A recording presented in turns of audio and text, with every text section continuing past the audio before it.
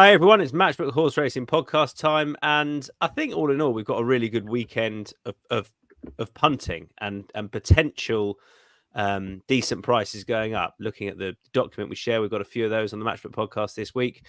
So some good opportunities hopefully coming your way with Steve Jones and Lee Gibson. Welcome along, both of you. I'm going to remind you to like and subscribe because that's the best no-cost way of supporting this podcast. However you're watching or you are listening, and it makes it easier for you to get all of the Matchbook podcasts and digest them however you so wish. So with Premier League action, NFL and horse racing, there's lots to get your teeth stuck into. We're going to go in the ITV Racing running order because that keeps it simple, I think, with that in the absence of any Group 1s this weekend. We had loads last weekend, loads of really good action last weekend. The Ayr Cup is the feature. We're going to come to that right at the very end. So we're going to start with the 1:15 at Ayr. And Lee and I somehow, I don't know how, we agree. Austrian Theory, who didn't really have much of a chance from where he was positioned, I thought, last time. He's just I don't know. It wouldn't surprise me if he ran well here. He could have a good setup. What do you think? Yeah, exactly that, Tom. He's just really well handicapped now. Used to be with the Johnsons. Now went with Tim Easterby. Ran a fair race in the Seaton Delaval on Northumberland Plate weekend on the second run for Tim, and third that day.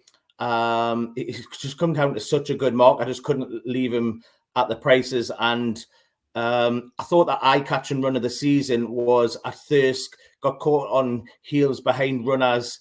The last day it was a really competitive race, much stronger than this race, I thought. Down to 82, dropped £3 from that last run. Had won at Epsom for the Johnson stable last season of 91.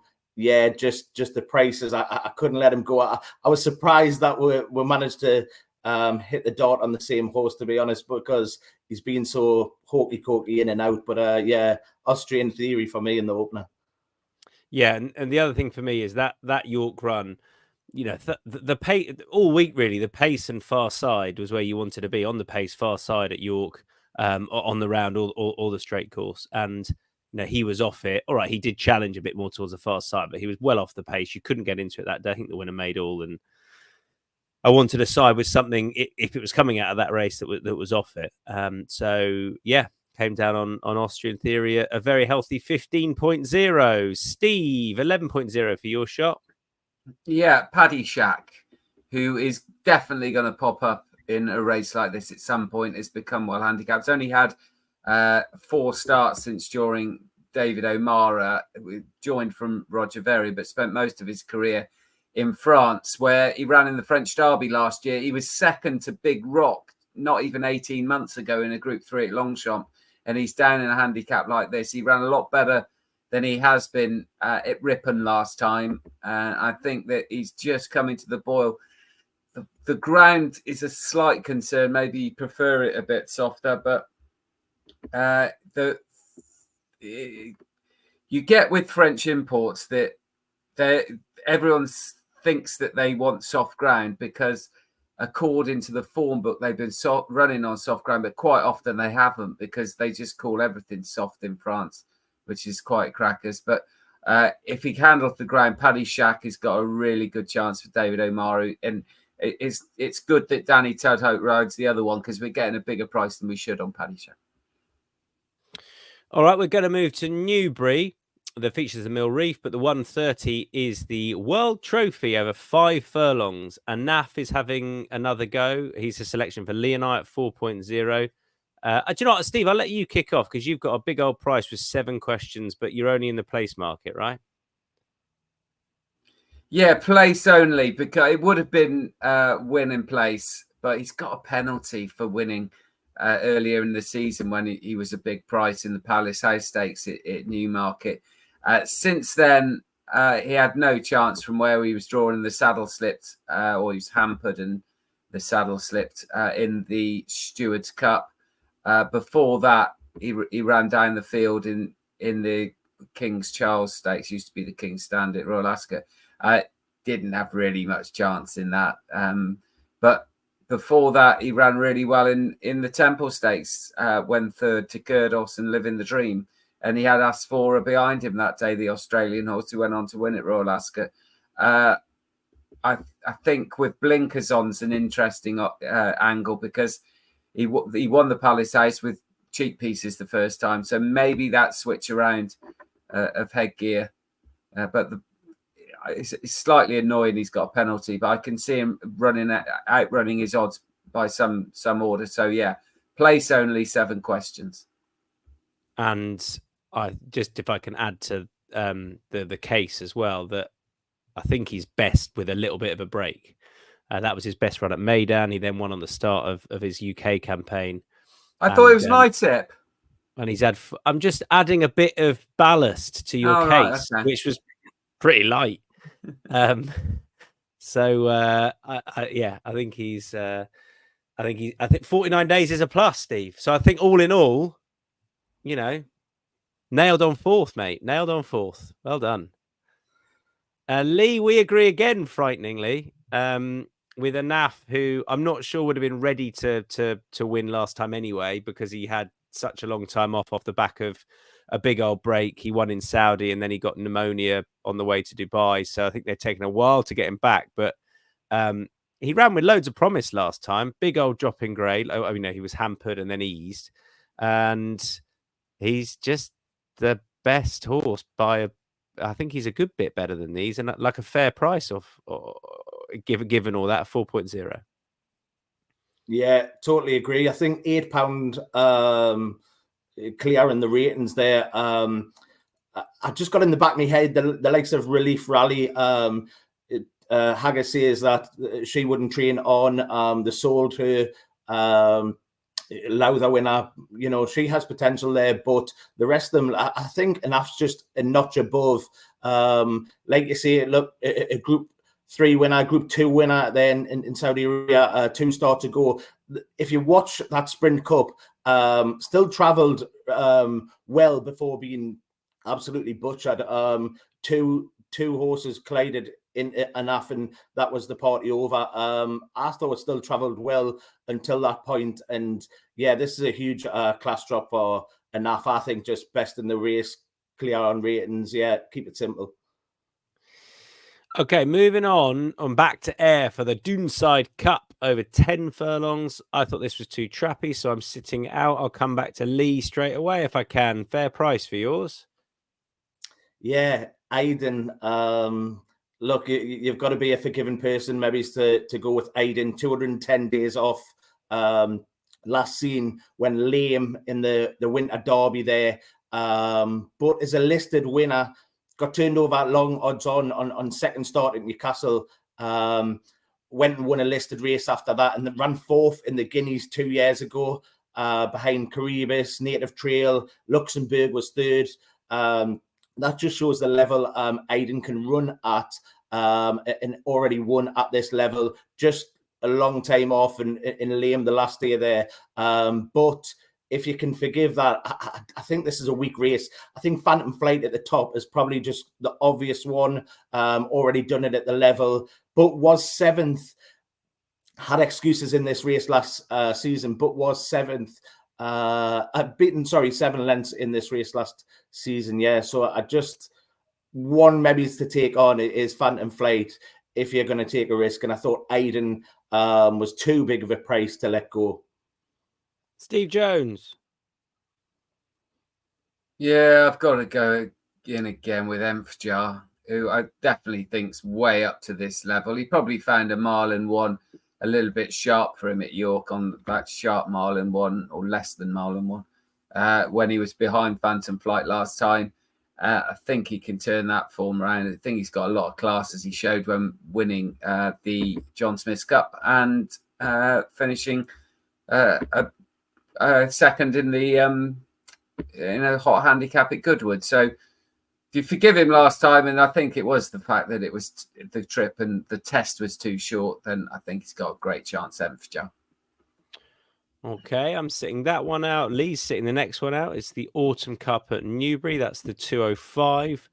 Waxing Gibbous is 5.0. Lieber Power is 6.5. And I think that's where we're sticking. So Steve's a Lieber Power. I'm a Waxing Gibbous. I'll make the case first of all, which is pretty simple. I think the Epic Poet form is is better than anything else on show here. He improved for the step up in distance. So obviously, he's having another go over the trip, although this is technically a tiny bit shorter. It's about best part of just over half a furlong shorter. So yeah, he pulled well clear that day with Epic. She pulled well clear that day with Epic Poet.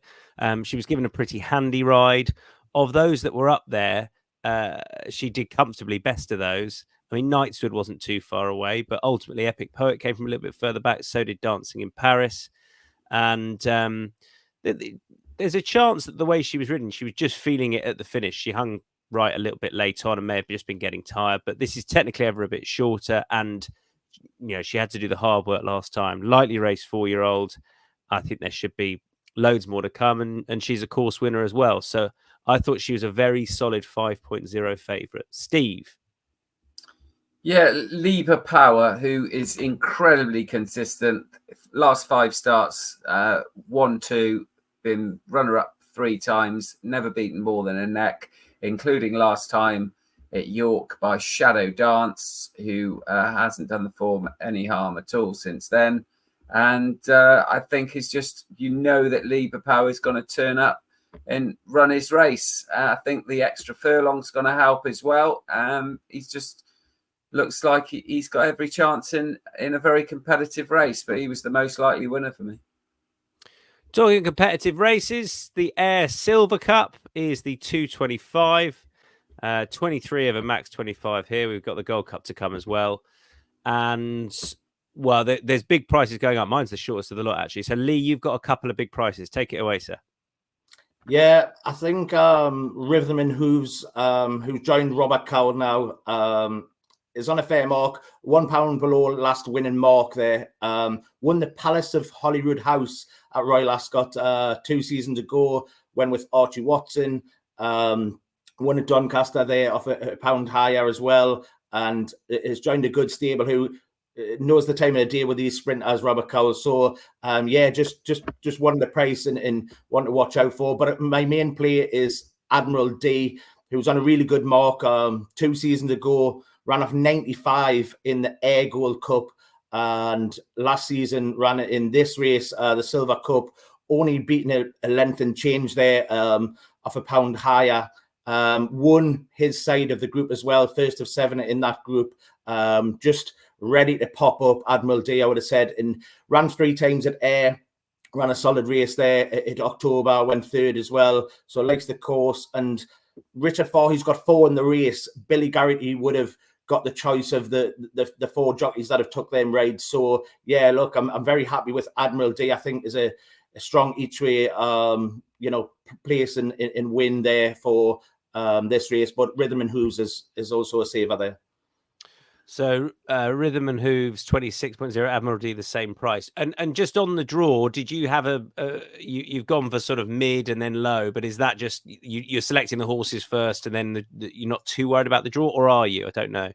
I'd be more worried in the Ayr Gold Cup. I think it plays out more prominently. You want to be higher, middle to high, maybe in the Gold Cup. We're yet to see. I suppose we've got the Bronze Cup there today. Admiral D's drawn 13, has the option to maybe switch high, and a couple of my runners have that option. But Rhythm and Hooves on the far side. Look, take the best in the race, I suppose. Steve, same question to you, and then your selection. Same as always. You need to be where the pace is, and both races there isn't huge amounts of pace, but what there is, it seems to be spread, and I wouldn't be surprised if they all come down the middle. Okay. Selection? Grant Wood, who is a horse who's got decent big... He likes fast ground. It's drying out all the time. He likes big fields. He's got the tools for these big fields. Travels really, really well. And he also likes a consolation race. He likes a bit of silver because he won the silver trophy at Ripon, which was the consolation race to the great St Wilfrid, and that just shows you that he does like these big fields where he can use his high cruising speed and then kill them at the finish. And last time at first ran perfectly respectably, but it was never going to set up that way for him. So to be only beaten a couple of lengths, I thought that was a decent enough effort back to what he does best. I think Grant Wood, overpriced. If he hadn't run last time, he'd probably be among the favourites. And I'm going to go with Summergand, who is 9.0. He obviously won the Ayr Gold Cup a few years ago. His last year was a blip because he got hampered. He was last in that race. But otherwise, he's got fairly solid course form. He's been placed a couple of times. Big race winner here. When he won it in 2022 off 102, he's here off 88. The thing is with the season, it's been largely disappointing, but there have been basically, I remember when his first few runs this season, I thought there are going to be some tracks which really play to his strengths and some don't. And, he went to Goodwood, York, not really going to be his bag. And I was thinking an Ayr Gold Cup winner, if he gets back to where he could be interesting. He's 10 now. He's not quite the force of old, but he should have a pretty good setup. And off 89, I couldn't really let him go unbacked. There'll probably be something younger legs better treated than him in the race, but I'm quite happy to have him onside, win and play. So I'd be fairly disappointed if he wasn't in the 4 or the 5 anyway. Dubai Duty Free Handicap next, which is the 240 at Newbury. Nothing for me, too difficult. Steve, hopefully you can. My starting point was Involvement, incidentally, who I backed last time, and was quite strong on, and I just couldn't find a reason why he's going to get past Flying Frontier. So I just, even though I want to back him, so I've just had to leave the race alone. It's a bit of a head wreck personally. Steve, who are you with? Just you? I thought it was just me and you because we like canoodled. We do. We often do. Yeah. I was impressed with the canoodle in the Fillies handicap at York's E-Ball meeting, up to 10 furlongs for the first time. It's one of those I just can't understand, given that she's so unexposed over the distance. I just don't understand why she's the price she is, which is about 12 or 13. Yeah, done. Canoodled, 12.0. It is just you in the Firth of Clyde as well. We don't put things up for the sake of it. So Lee and I sitting this one out. Sky Majesty is one that heads of betting. It's quite open though, to be fair. 5.5. She looked very good when winning at Newbury on debut, and they always consensus is with a Haggis 2-year-old, if they win first up, they're probably pretty smart. And you are with who, Steve? Big price again, 17.0 with your Perfect Part. Yeah, Perfect Part, who won a little bit bigger than that in the Hillary Needler on her debut. She was 125 to 1.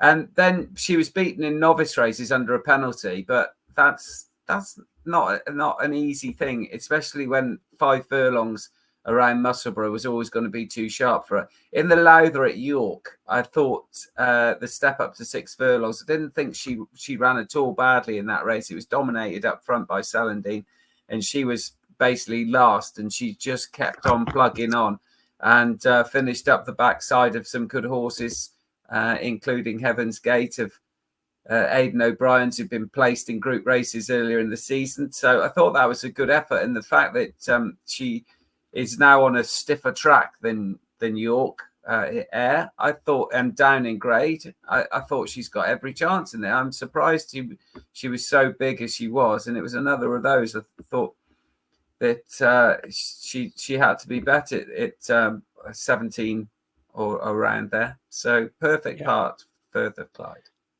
17.0. The Dubai G3 Mill Reef Stakes is the 315 over 6 furlongs, and we are all very much with Shadow of Light at 3.5, the Godolphin horse. Lee, you can kick us off.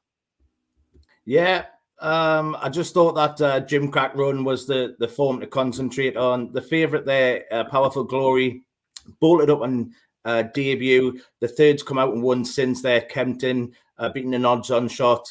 But the best form in the race, Shadow of Light, I thought was learning on the job the last day, was tracked a solo runner there, and when the pack was in the middle there, York had to weave in and switch, come home strongly, was second, and runner up to Cool Hoof Luke. Just 2 wins at the trip, defied the penalty their second time up, and I just thought had the beating of a few of these similar strength, was in 3rd place there, Andesite and Billboard Star was well beat. So stick with the obvious, but that Jim Crack form I thought was solid enough. So Shadow of Light, sorry, for me. Steve? Yeah, I think it's very hard for a horse to come off the back of one win in a novice race and straight into a group race like this, and that's what Powerful Glory is doing. And Shadow of Light, like Lee said, it went close in the Jim Crack, and I think that's by far the best form. Yeah, with the third coming out and winning, and Big Mojo going down at Donny by very little. Camille Pizarro has come out and been beating a nose at Donny as well. So I think the form is rock solid.